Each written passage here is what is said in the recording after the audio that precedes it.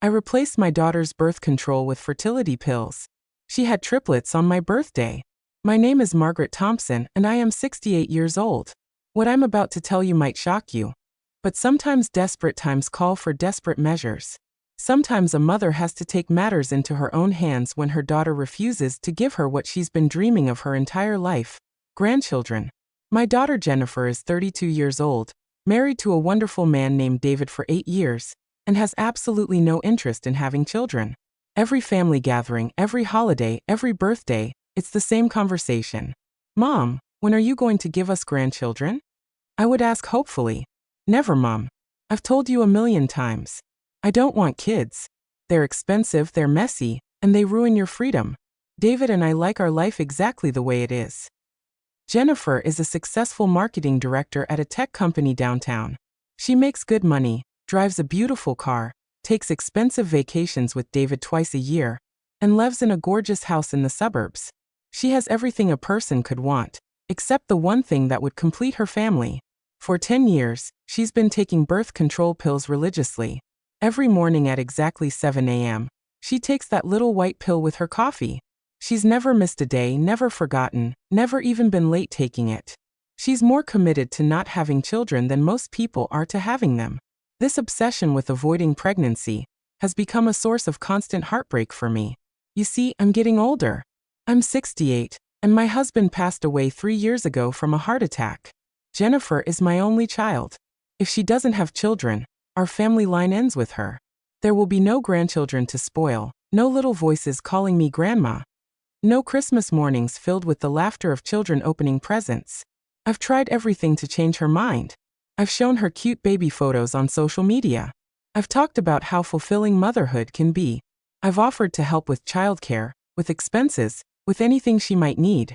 I've even offered to move closer to help raise any children she might have. Nothing works. Jennifer is stubborn, just like her father was.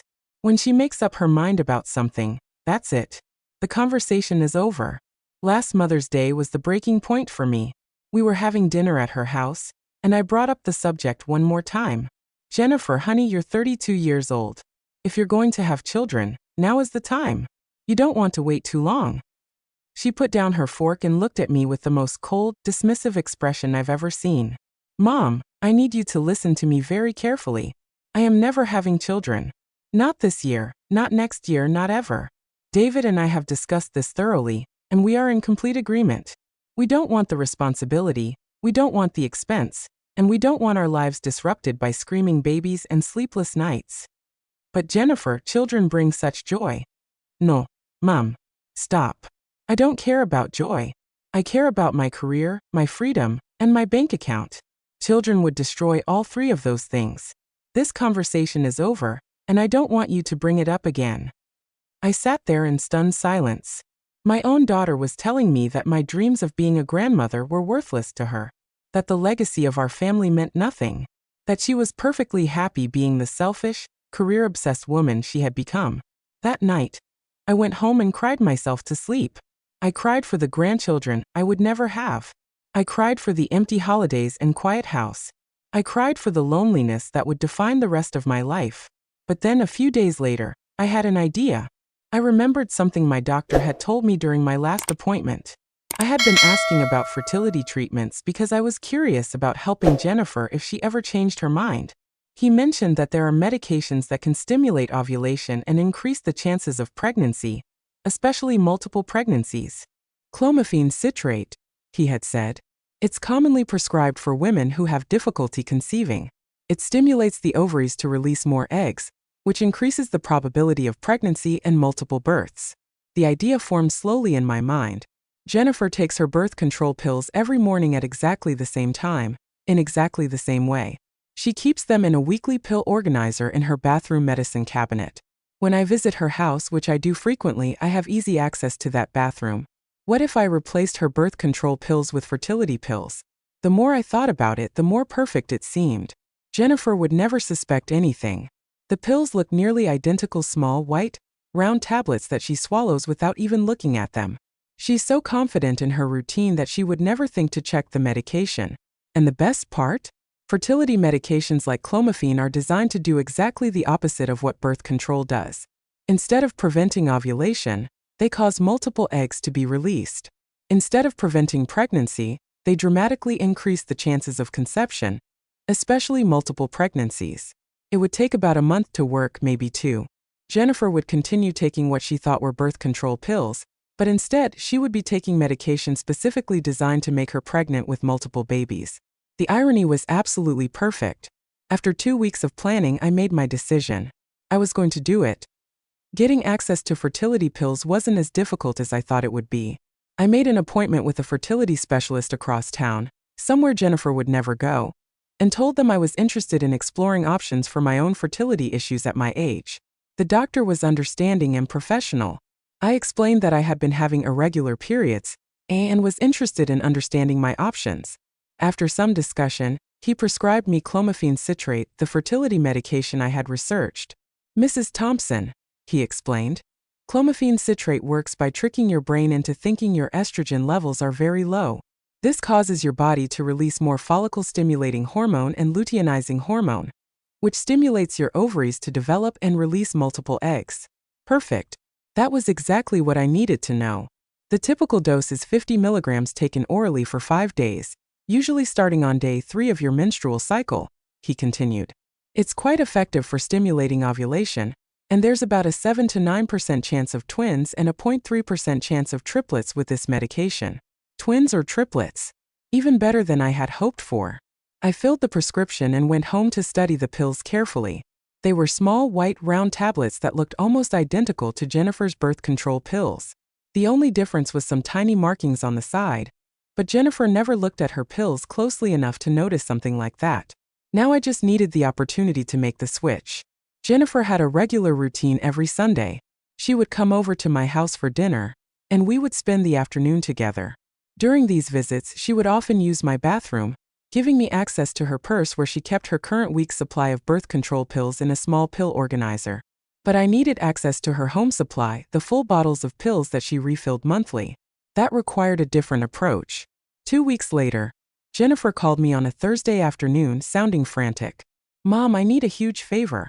David and I are flying to Seattle tomorrow morning for a work conference, and we forgot to arrange someone to water our plants and get our mail. Would you mind stopping by every day while we're gone? We'll be back on Tuesday." It was perfect. Better than I could have planned. "Of course, sweetheart. I'd be happy to help." She dropped off the house keys that evening, and I waited until Friday afternoon to execute my plan. Jennifer's house was quiet and empty when I let myself in. I went straight to the master bathroom, where I knew she kept her medications in the medicine cabinet above the sink. There it was, a white bottle with a pharmacy label reading, "Ortho-tricycline, 28-day supply, Jennifer Martinez." The bottle was about half full, containing maybe 40 or 50 small white pills. My hands were shaking as I opened the bottle and poured the birth control pills into a small plastic bag. Then I opened my bottle of clomiphene citrate and carefully counted out the same number of fertility pills, pouring them into Jennifer's prescription bottle. The pills looked nearly identical. Same size, same color, same general shape. Unless someone examined them very closely, they would be impossible to tell apart. I put Jennifer's real birth control pills in my purse and left her house, making sure to water the plants and collect the mail so everything would look normal when she returned. For the next 3 days, I could barely concentrate on anything else. I kept thinking about what I had done, alternating between excitement and guilt. Was I doing the right thing? Jennifer was going to be furious when she found out, assuming she ever found out. But maybe once she had children, she would understand. Maybe she would thank me for giving her the greatest gift in the world. When Jennifer returned from Seattle on Tuesday, she called to thank me for taking care of the house. "Everything looks perfect, Mom. Thank you so much for helping us out." "You're welcome, dear. How was your conference?" "It was great. Very productive. David and I are thinking about taking another trip next month, maybe to San Francisco." As we talked, I kept thinking about the pills she would be taking the next morning. Instead of preventing pregnancy, they would be actively working to make her conceive multiple babies. The fertility specialist had explained that clomiphene citrate typically takes effect within the first cycle of use. Jennifer would ovulate within the next 2 weeks, probably releasing multiple eggs instead of the usual single egg. If she and David were intimate during that time, which they undoubtedly would be, there was a very high probability that she would become pregnant. And given the medication she was now taking, there was also a significant chance that she would conceive twins or triplets. Over the next month, I watched Jennifer carefully for any signs that the medication was affecting her. She seemed normal at first, but after about 3 weeks, I started noticing small changes. She seemed more tired than usual. She mentioned having headaches. She complained about feeling nauseous in the mornings, though she attributed it to stress at work. "I think I'm getting the flu or something," she told me during one of our Sunday dinners. "I've been feeling sick to my stomach almost every morning this week." I tried to hide my excitement. Those were classic early pregnancy symptoms. "Maybe you should see a doctor," I suggested innocently. "Yeah, maybe. If it doesn't get better in a few days." But Jennifer didn't go to the doctor. She was stubborn about medical appointments, always assuming she could handle things on her own. Meanwhile, I continued replacing her birth control pills with fertility medication every chance I got. During her visits to my house, I would excuse myself to use the bathroom and quickly swap out the pills in her purse organizer. It became a routine. Every Sunday, I would make the switch, ensuring that Jennifer continued taking clomiphene citrate instead of birth control. By the 8th week, Jennifer's symptoms were becoming more obvious, though she was still in denial about what might be causing them. "Mom, I think there's something seriously wrong with me," she said during one of our phone calls. "I've been nauseous for weeks, I'm exhausted all the time, and I missed my period completely this month." My heart was racing. "Honey, those symptoms sound like..." "Don't even say it, Mom. There's no way I'm pregnant. I take my birth control religiously. I haven't missed a single day in 10 years. "But Jennifer, maybe you should take a pregnancy test, just to rule it out." "Fine. But only to prove to you that I'm not pregnant." She took the test that evening and called me in complete shock. "Mom, I don't understand. The test is positive. But that's impossible. I take my birth control every single day." I tried to sound surprised. "Oh my goodness, Jennifer. Congratulations." "No, Mom. This is not congratulations. This is a disaster. I don't want to be pregnant." Over the next few days, Jennifer had blood tests done to confirm the pregnancy. When she called with the results, her voice was shaking. "Mom, not only am I pregnant, but the doctor thinks I might be carrying multiples. My hormone levels are extremely high." Multiple babies. The fertility medication was working even better than I had hoped. Multiples? Like twins? Maybe. Or triplets. I have to go in for an ultrasound next week to see how many babies there are. I could barely contain my excitement. Jennifer was going to give me not just one grandchild, but possibly 2 or 3. The ultrasound appointment was scheduled for exactly 9 months before my 70th birthday. Perfect timing for the greatest birthday gift I could ever imagine. The ultrasound appointment was scheduled for a Thursday morning at 9 a.m. Jennifer had asked me to come with her for moral support, though she made it clear she was hoping the doctor would tell her there had been some mistake with the pregnancy test. "Mom, I'm hoping this whole thing is just a false positive," she said as we sat in the waiting room. "Maybe I have some kind of hormonal imbalance or something. Anything but actually being pregnant." I squeezed her hand supportively, though inside I was practically bursting with excitement. "Whatever the results are, sweetheart, we'll figure it out together." "Jennifer Martinez?" called a nurse from the doorway. We followed the nurse into a small, dimly lit room where an ultrasound machine was set up next to an examination table covered with a paper sheet. "Good morning, Jennifer. I'm Dr. Sarah Chun, and I'll be performing your ultrasound today. Can you lie back on the table and lift your shirt so I can access your abdomen?" Jennifer lay down nervously while Dr. Chun squeezed warm gel onto her still flat stomach. The monitor was positioned so we could both see the screen clearly. "Now let's take a look at what's going on in there," Dr. Chun said as she moved the ultrasound wand across Jennifer's abdomen.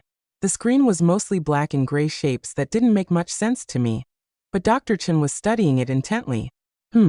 She said after a few moments. "Let me try a transvaginal ultrasound. We'll be able to see much more detail that way." Jennifer looked mortified. "Is something wrong?" "Not wrong exactly, but I want to get a clearer picture of what we're looking at here." After Jennifer emptied her bladder and prepared for the internal ultrasound, Dr. Chun inserted the transvaginal probe.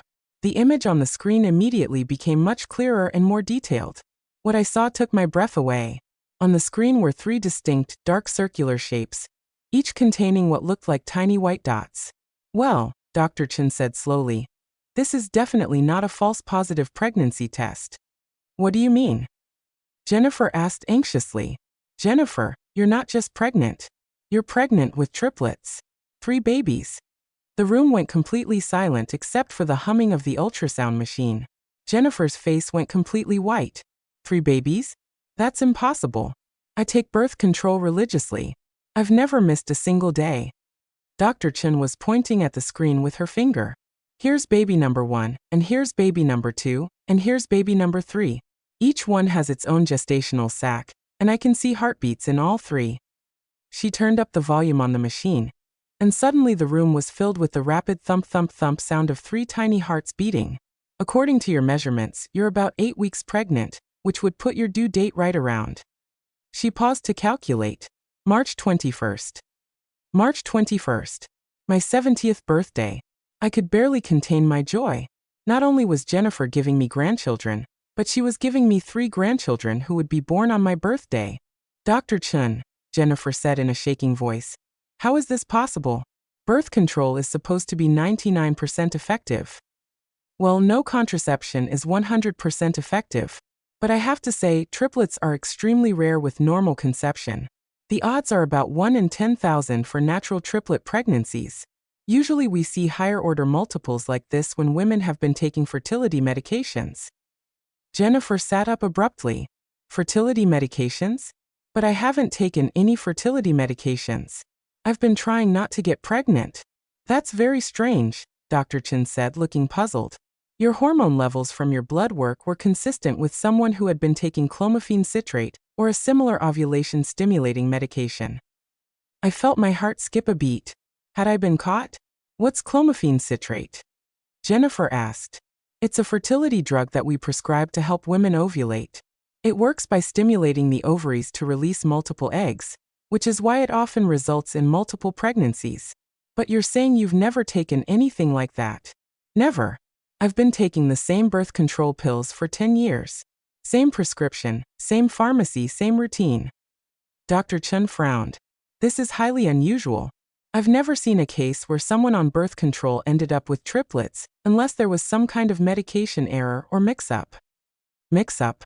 Jennifer's voice was getting higher and more panicked. Sometimes pharmacies make mistakes and give patients the wrong medication. It's rare, but it does happen.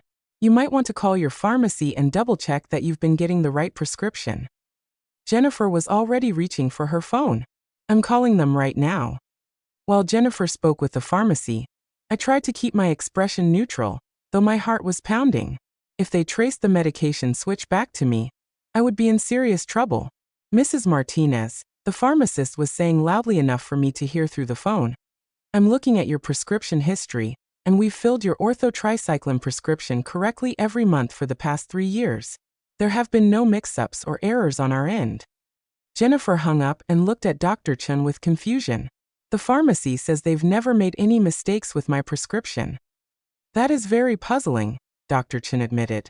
I've never seen a case quite like this.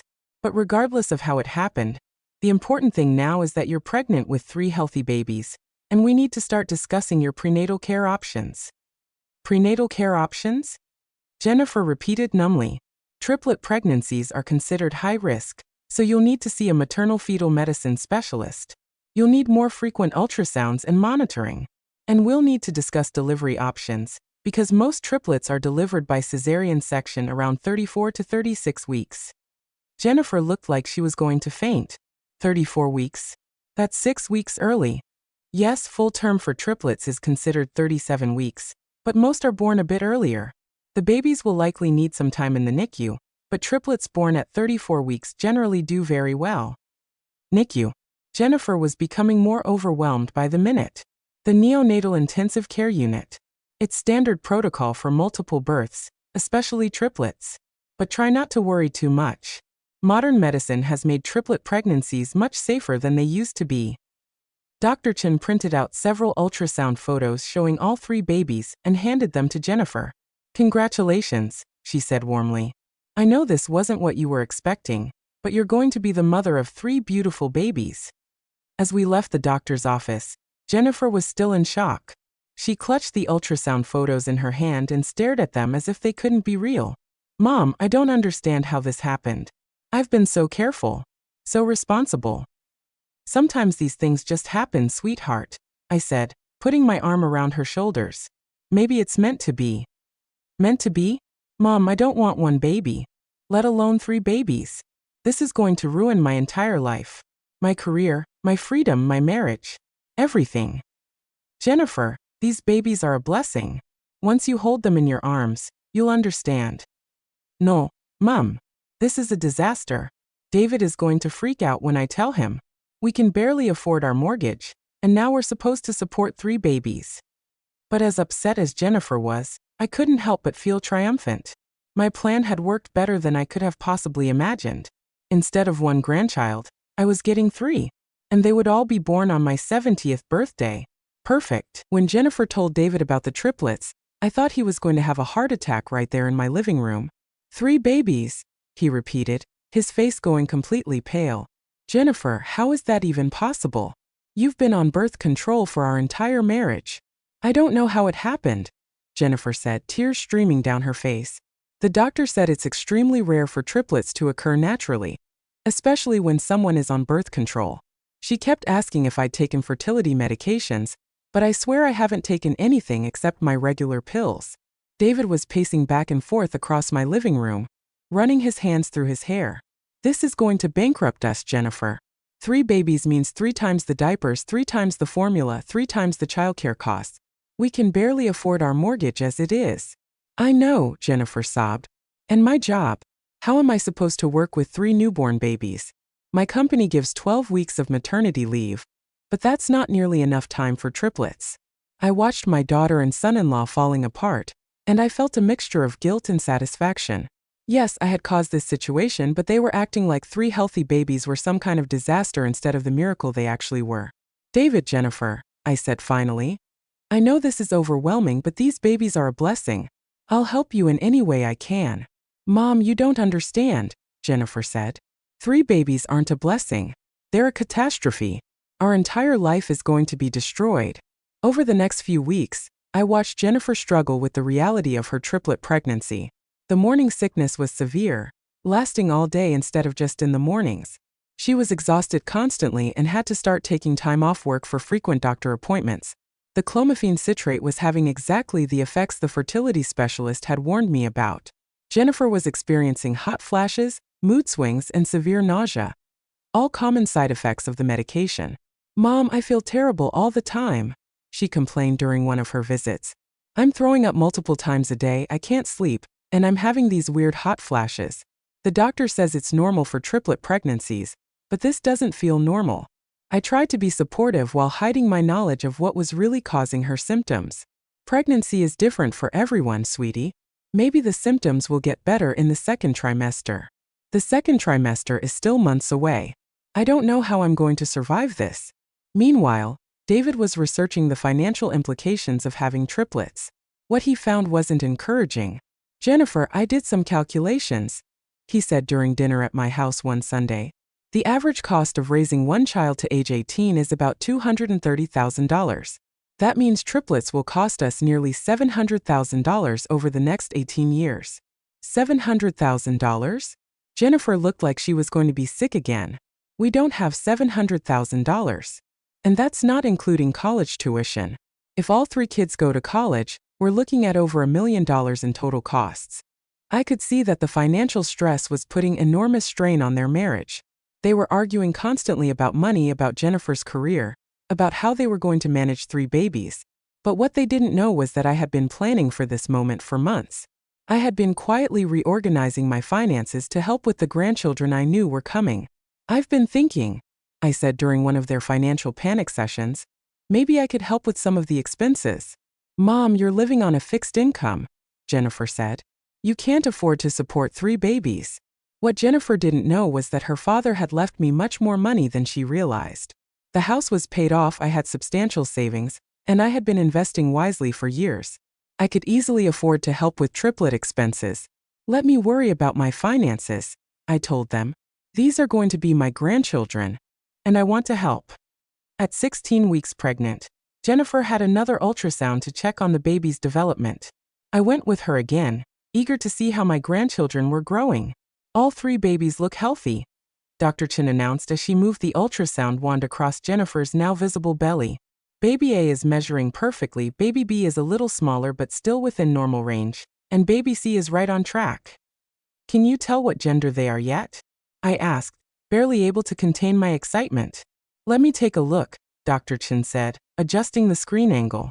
It looks like baby A is a girl, baby B is a boy, and baby C is another girl. Congratulations, you're having 2 girls and a boy. 2 granddaughters and a grandson. I felt tears of joy running down my cheeks. Jennifer, on the other hand, looked horrified. 2 girls and a boy? That means I'll need 3 different nurseries, 3 different sets of clothes, 3 different everything.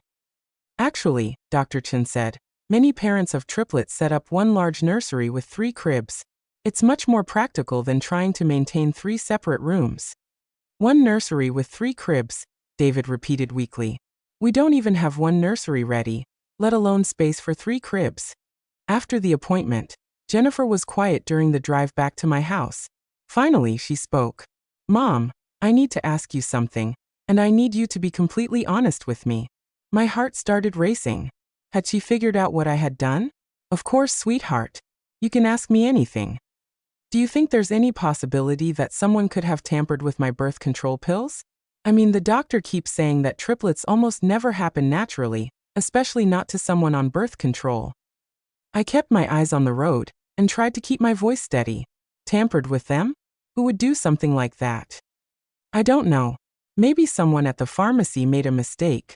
Maybe someone switched my pills with fertility pills as some kind of sick joke. That seems very unlikely, dear. Who would have access to your medications? That's what I can't figure out, Jennifer said. The only people who come to our house regularly are you, David's parents, and the cleaning lady. I felt a chill run down my spine. Jennifer was getting dangerously close to the truth. Well, I certainly haven't touched your medications, I lied. And I can't imagine David's parents or your cleaning lady would know anything about fertility drugs. You're right, Jennifer sighed. I'm probably just looking for someone to blame, because I can't accept that this happened naturally. But I could tell that Jennifer was still suspicious. She was starting to ask too many questions, looking for explanations that didn't exist. I needed to be more careful. If Jennifer discovered what I had done, she would never forgive me. And more importantly, she might try to do something to prevent the births of my grandchildren. I couldn't let that happen. These babies were the most important thing in my life. They were going to be born on my birthday, and nothing was going to stop that. By her 24th week, Jennifer's pregnancy was becoming increasingly difficult. She had developed gestational diabetes and high blood pressure, both common complications in triplet pregnancies.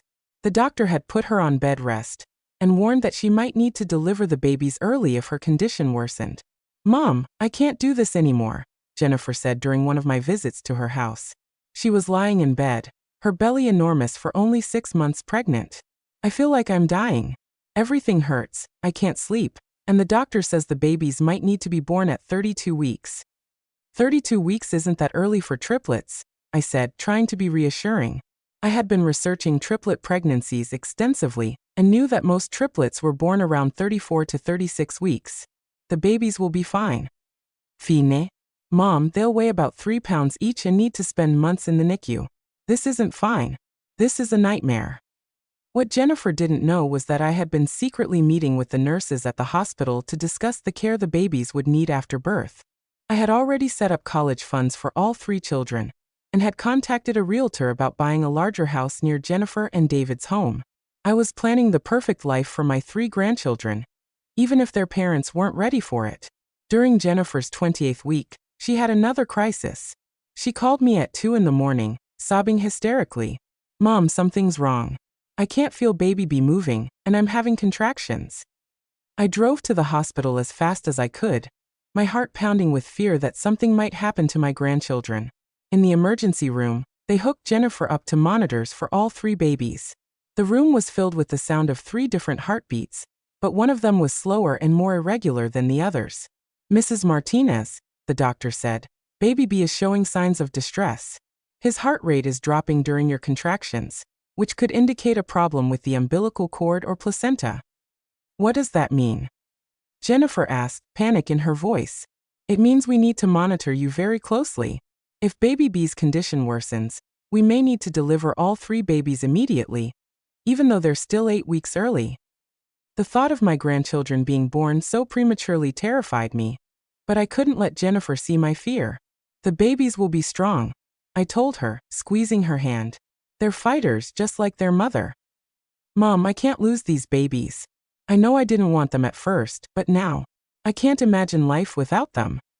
For the first time since the pregnancy began, Jennifer was talking about the babies like they were wanted. The maternal instinct was finally kicking in. They kept Jennifer in the hospital for 3 days, monitoring the babies around the clock. Baby B's condition stabilized, but the doctors warned that he would need extra attention after birth. Triplet pregnancies are high risk, Dr. Chen explained to Jennifer, David, and me. The complications you're experiencing, the gestational diabetes, high blood pressure, and now the concerns about baby B, are unfortunately very common. We're going to need to plan for a cesarean delivery, probably around 34 weeks. 34 weeks, Jennifer repeated. That's still 6 weeks early. Yes, but for triplets, 34 weeks is considered a good outcome. The babies should weigh around 4 pounds each by then, which gives them an excellent chance of being healthy. Over the next month, I watched Jennifer slowly come to terms with her situation. She started reading books about premature babies and multiple births. She began planning the nursery, albeit reluctantly. Most importantly, she started referring to the babies by the names she and David had chosen: Emma, Luke, and Sophia. My granddaughters Emma and Sophia, and my grandson Luke. I couldn't have chosen better names myself. By her 32nd week, Jennifer was back on strict bed rest. Her blood pressure was dangerously high, and she was retaining so much fluid that her feet and hands were swollen beyond recognition. The preeclampsia is getting worse, her doctor told us during an appointment. We may need to deliver the babies within the next week or 2 to protect both Jennifer and the children. But they'll be so small, Jennifer worried. Mrs. Martinez, babies born at 32 to 34 weeks have a 95% survival rate with modern medical care.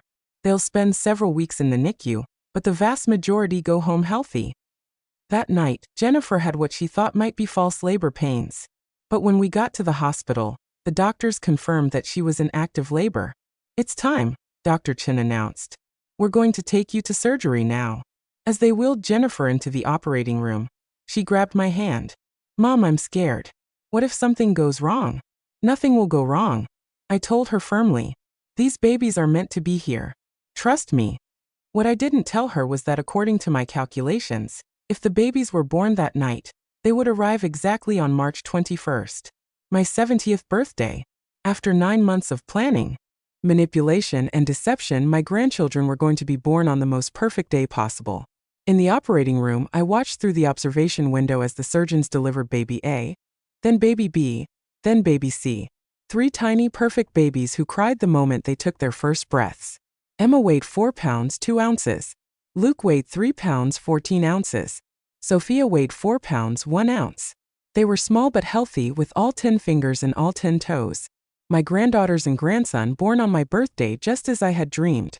As I watched the nurses cleaning and examining my grandchildren, I felt a profound sense of satisfaction. Yes, I had manipulated the situation. Yes, I had deceived Jennifer about her birth control pills. But look at the result. 3 beautiful, healthy babies who would fill my life with joy for years to come. Jennifer might have been angry about the pregnancy at first, but as I watched her crying with happiness when they placed the babies on her chest for the first time, I knew I had done the right thing. These children were meant to exist. They were meant to be born on my birthday, and I was meant to be their grandmother. The NICU was both heaven and hell for me. Heaven because I could finally see my grandchildren every day, and hell because Jennifer was starting to ask too many questions about how the pregnancy had happened. Emma, Luke, and Sophia were in individual isolates in the premature baby unit, connected to monitors and breathing tubes. Even though they were small, they were perfect. Emma had Jennifer's nose, Luke had David's chin, and Sophia had my late husband's eyes. I spent 12 hours a day at the hospital, longer than Jennifer and David could manage with their work schedules and Jennifer's recovery from the cesarean section. Mom, you don't have to be here so much, Jennifer said during one of her visits. The nurses will call if anything changes. I want to be here, I replied, not taking my eyes off Luke, who was gripping my finger through the isolette opening. These babies need to know they're loved. What I didn't tell Jennifer was that I was also listening carefully to every conversation the doctors and nurses had about the baby's conditions. I wanted to understand everything about their care so I could help when they came home. Dr. Patricia Williams, the neonatologist, was explaining the baby's progress to Jennifer and David. Emma is doing excellent. She's breathing on her own and gaining weight steadily.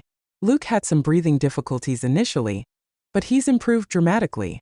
Sophia needed a bit more support, but she's catching up to her siblings. How much longer will they need to stay? David asked. Typically, premature babies go home around their original due date, which would be about 6 more weeks. But every baby is different. Emma might go home first, followed by Luke, and then Sophia. 6 more weeks. I was already making plans for when they came home. I had secretly started converting my spare bedroom into a nursery for when Jennifer and David needed help with overnight care. But during the 3rd week in the NICU, Jennifer said something that made my blood run cold. Mom, I've been thinking about what the doctor said when I was first pregnant, about how triplets almost never occur naturally, especially not to someone on birth control. I continued rocking in the chair next to Emma's isolette, trying to keep my expression neutral. What about it, dear? I want to have my birth control pills tested. I still have some left from the last prescription, and I want to know if they were actually birth control or something else. My heart started pounding. Why would you want to do that? Because I need to know what happened. If someone tampered with my medication, I want to know who did it and why. Jennifer, you're exhausted from the pregnancy and the NICU stress. Maybe you should focus on the babies instead of looking for explanations that probably don't exist. No, Mom. I'm not letting this go. Something isn't right about this whole situation. That night, I went home and threw away the remaining birth control pills I had saved from Jennifer's prescription. If she had them tested, they would reveal that they were actually clomiphene citrate, and she would know someone had deliberately switched them. But I hadn't counted on how determined Jennifer could be when she set her mind to something. The next day, she brought a pill bottle to the hospital. Mom, I found these in my purse organizer. I want to have them analyzed at a lab. I looked at the bottle and realized with horror that it contained the fertility pills I had most recently switched out. Jennifer had been carrying evidence of my deception with her all along. Sweetheart, lab testing is expensive, and you have more important things to worry about right now. I don't care about the cost. I need to know what these pills are. Jennifer sent the pills to a laboratory that specialized in pharmaceutical analysis. The results would take a week to come back. During that week, I barely slept. I knew that when Jennifer got the results, my secret would be exposed. She would know that someone had been deliberately giving her fertility medication instead of birth control. And since I was the only person with regular access to her medications, she would know it was me. On Friday afternoon, Jennifer called me while I was visiting the babies. Mom, I got the lab results back. My hands started shaking. And the pills I thought were birth control? They're clomiphene citrate. Fertility pills. Someone has been deliberately trying to make me pregnant. I closed my eyes and took a deep breath. That's impossible, Jennifer. No, Mom. It's not impossible. It's exactly what happened. Someone replaced my birth control with fertility drugs, knowing it would cause me to ovulate multiple eggs and get pregnant with multiples. But who would do such a thing? That's what I intend to find out. I'm going to the police this afternoon to file a report. This is criminal tampering with medication. Whoever did this could go to prison. Prison. I hadn't thought about the legal consequences of what I had done. Jennifer, maybe you should think about this more. You have 3 beautiful babies now. Does it really matter how they got here? Of course it matters. Someone violated my body and my choices. Someone forced me to become pregnant against my will.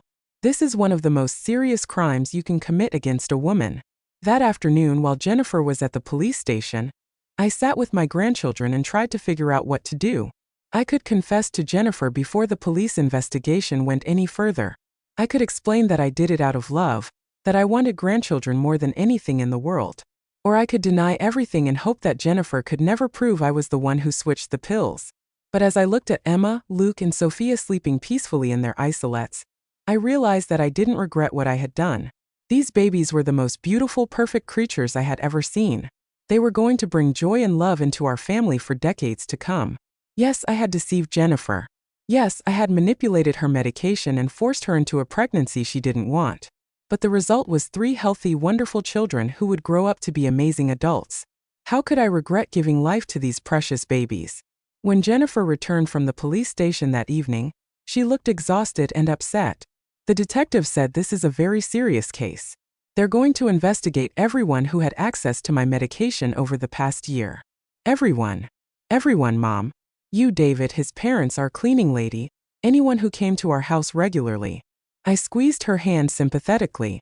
I'm sure they'll get to the bottom of it. But I knew they would. And when they did, they would discover that I was the grandmother who loved her future grandchildren so much that she was willing to commit a crime to bring them into existence. The question was, would Jennifer ever be able to forgive me? The police investigation took 3 weeks, and every day I lived in terror that they would discover what I had done.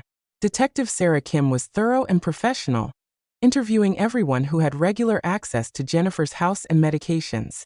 She spoke with David, Jennifer's in-laws, the cleaning lady, and finally me. Mrs. Thompson, Detective Kim said as we sat in my living room, I understand you visited Jennifer's house regularly and had access to her bathroom where she kept her medications. Yes, that's correct. I would help them with house sitting when they traveled, and I used their guest bathroom during Sunday dinners. Did you ever notice anything unusual about Jennifer's medications? Any changes in the bottles or pills? I looked the detective straight in the eye and lied. No, nothing unusual. Jennifer was always very careful about her prescriptions. Mrs. Thompson, are you familiar with fertility medications like clomiphene citrate? My heart nearly stopped. I've heard of fertility treatments, but I don't know the details. The pills that were substituted for Jennifer's birth control were clomiphene citrate, a powerful fertility drug that stimulates ovulation and often results in multiple pregnancies. Someone with medical knowledge would have known exactly what this medication would do. That sounds terrible. Who would do such a thing? That's what we're trying to determine.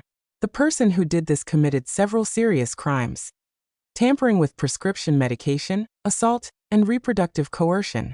They're looking at 15 to 20 years in prison. 15 to 20 years.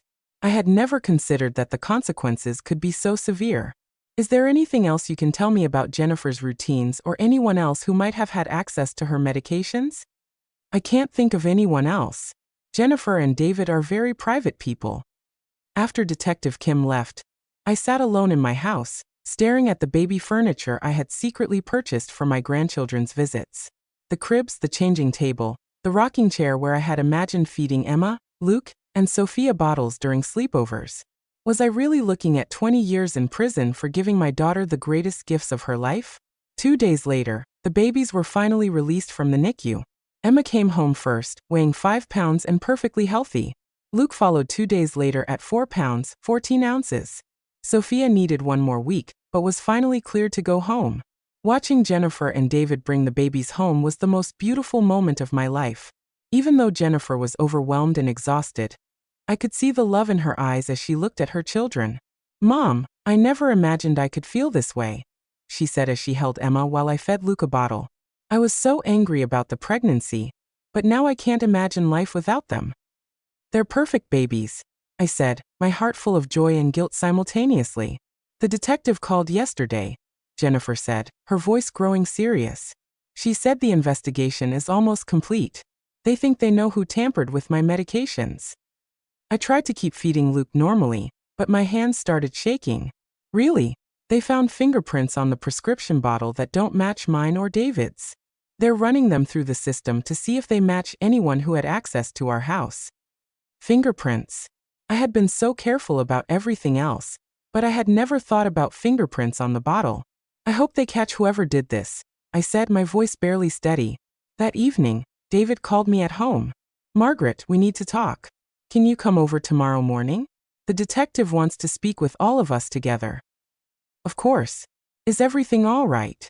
I'm not sure. Jennifer is very upset about something the detective told her, but she won't explain what it is. I barely slept that night, knowing that tomorrow would likely be the day my secret was revealed. The next morning, I arrived at Jennifer and David's house to find Detective Kim waiting in the living room with a manila folder in front of her. Mrs. Thompson, please sit down. We need to discuss the results of our investigation. Jennifer was sitting on the couch holding Sophia, her face red from crying. David was pacing nervously near the window. We've completed our fingerprint analysis of the prescription bottle, Detective Kim said. The unidentified prints match fingerprints we have on file from your background check for volunteer work at the hospital. My world stopped spinning. They had caught me. I don't understand, I said weakly. Mrs. Thompson, your fingerprints are on the inside of Jennifer's prescription bottle, indicating that you handled the actual medication. There's no innocent explanation for how your prints could be inside that bottle, unless you were the one who switched the pills. Jennifer was staring at me with a look of absolute betrayal.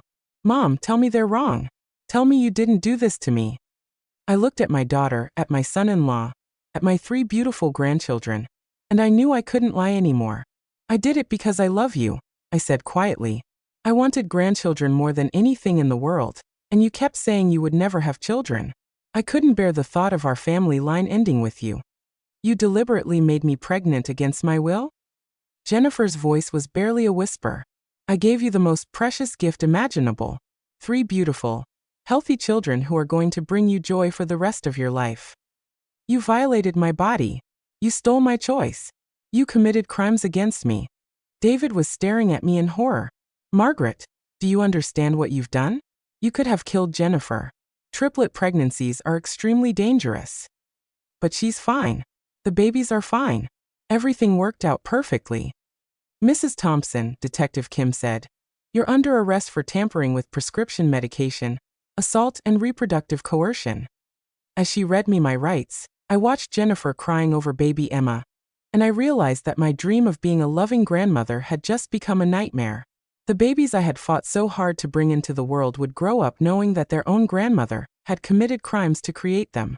But as they led me away in handcuffs, I couldn't bring myself to regret what I had done. Emma, Luke, and Sophia existed because of me, and that would always be worth whatever consequences I had to face. 10 months after the triplets were born on my 70th birthday, I was sitting in a county jail cell awaiting sentencing for 3 felony counts: prescription drug tampering, assault, and reproductive coercion. My court-appointed lawyer, Janet Morrison, was a young woman in her 30s who looked at me like I was some kind of monster. Mrs. Thompson, the prosecution is offering a plea deal, she said during our meeting in the jail's conference room. If you plead guilty to all charges, they'll recommend 8 years in prison with possibility of parole in 4 years. 8 years. I stared at her in disbelief. For giving my daughter 3 beautiful grandchildren? Mrs. Thompson, you need to understand the severity of what you did. You administered medication to someone without their knowledge or consent. You violated Jennifer's bodily autonomy and reproductive rights. The judge could sentence you to the full 20 years if we go to trial. 20 years. I would be 90 years old when I got out of prison, assuming I lived that long. What if I don't take the plea deal? Then we go to trial, and honestly, the evidence against you is overwhelming. Your fingerprints, the lab results, your confession to the police. The jury will likely convict you on all counts. I thought about Emma, Luke, and Sophia, who were now 10 months old and thriving.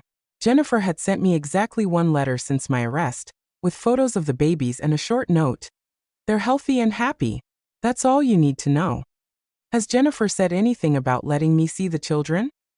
Janet shook her head. She's filed for a restraining order prohibiting any contact between you and the children until they turn 18. She considers you a dangerous person who violated her trust in the most fundamental way possible. No contact until they turned 18. My grandchildren would grow up not knowing me, not understanding that everything I did was motivated by love. What about David? Has he said anything? David is supporting Jennifer completely. He's testified that you put his wife's life in danger with your actions. Triplet pregnancies carry significant medical risks, and he blames you for every complication Jennifer experienced. The trial lasted 6 days. The prosecutor, District Attorney Michael Reynolds, painted me as a manipulative predator who had violated Jennifer's reproductive rights for my own selfish desires. Ladies and gentlemen of the jury, he said in his closing argument, Margaret Thompson didn't give her daughter a gift. She committed a calculated assault on Jennifer's body and mind. She stole Jennifer's right to control her own reproductive future.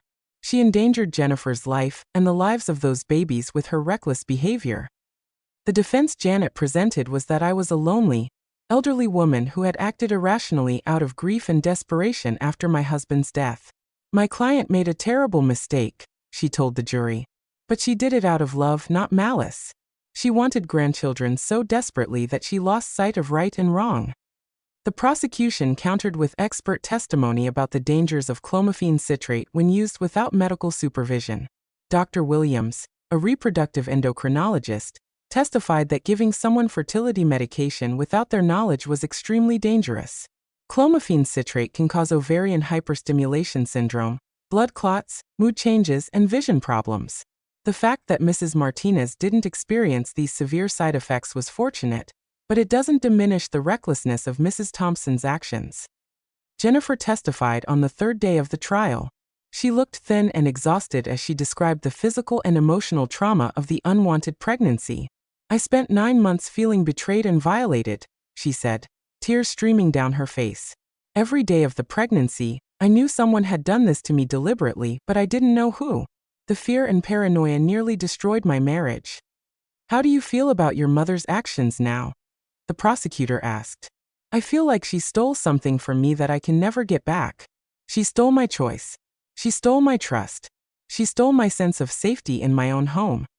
When it was my turn to testify, I tried to explain my motivations. I loved Jennifer more than life itself, I said.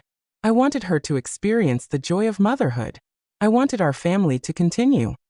Mrs. Thompson, the prosecutor said during cross-examination, did you consider that Jennifer might have valid reasons for not wanting children? I thought she would change her mind once she had them. Did you consider that you were forcing her into a medical condition that could have killed her? I researched triplet pregnancies. Most women survive them fine.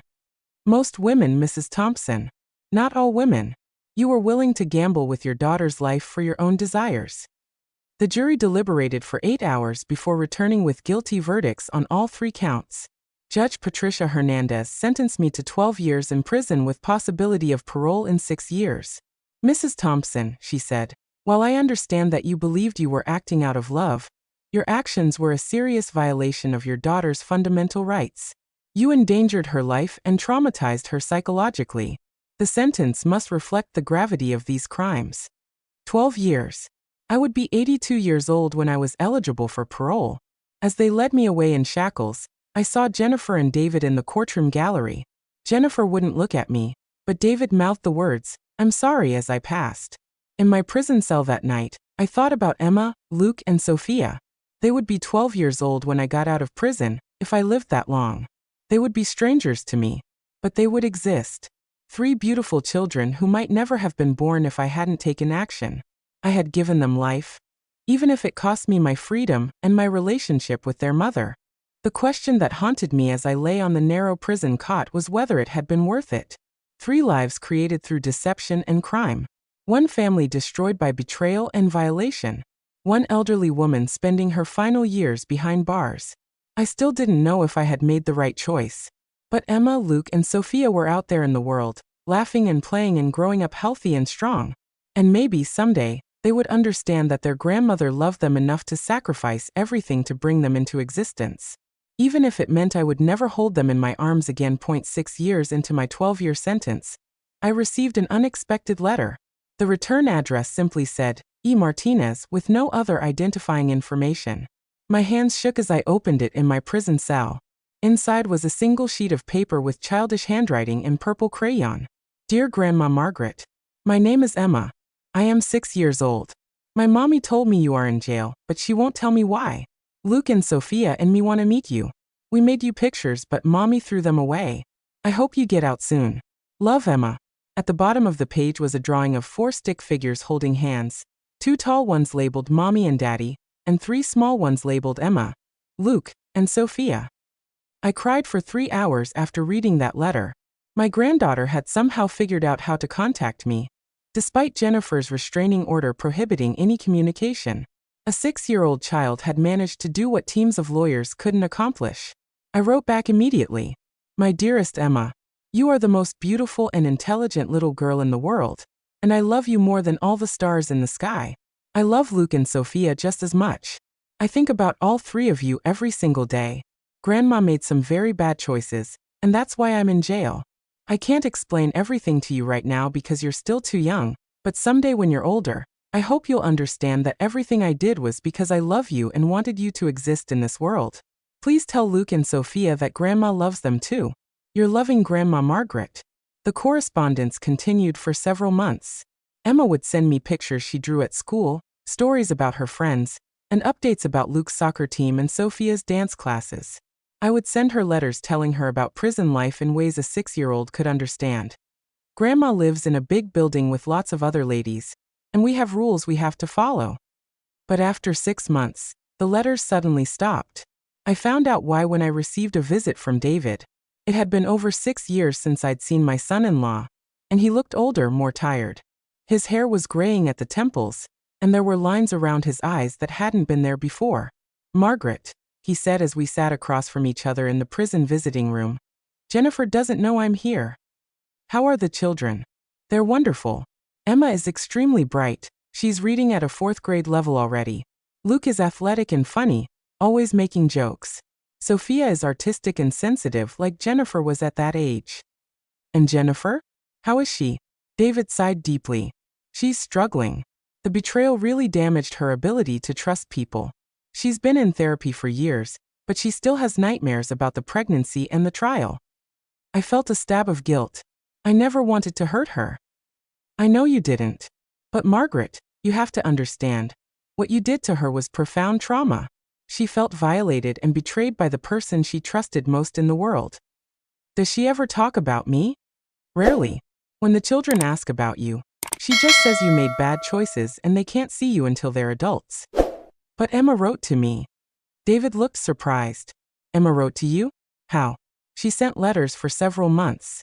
Then they stopped. Jennifer must have found out. She probably blocked any mail with your name on it."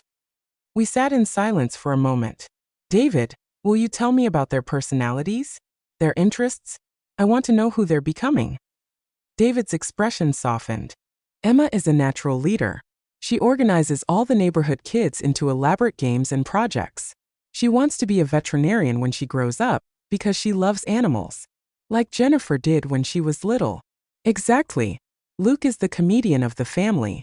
He does impressions of his teachers that make us laugh until we cry. He's also incredibly empathetic. If someone is sad, he's the first one to try to cheer them up." "And Sophia?" "Sophia is an artist. She draws constantly, and her pictures are remarkably sophisticated for a 6-year-old. She's also the most like you, actually. She asks deep questions about why things are the way they are."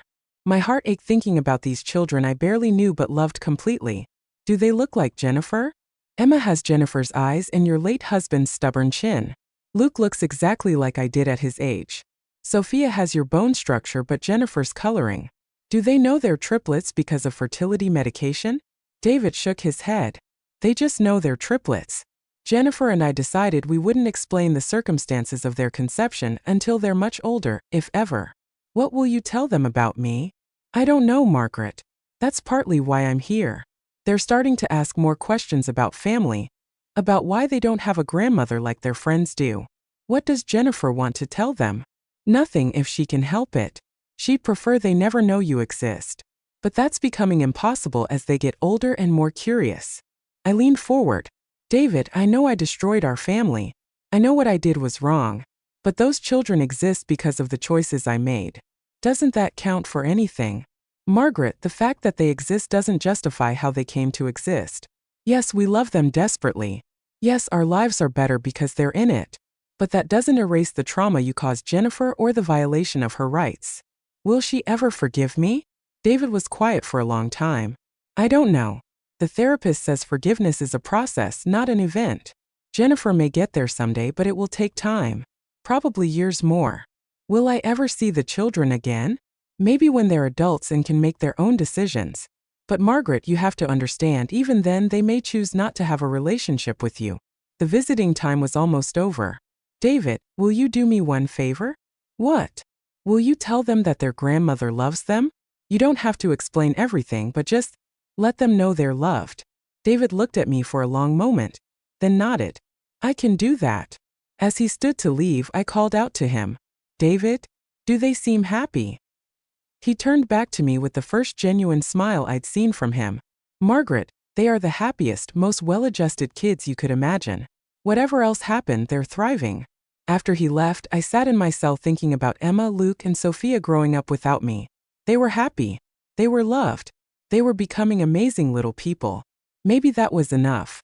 Maybe that had to be enough.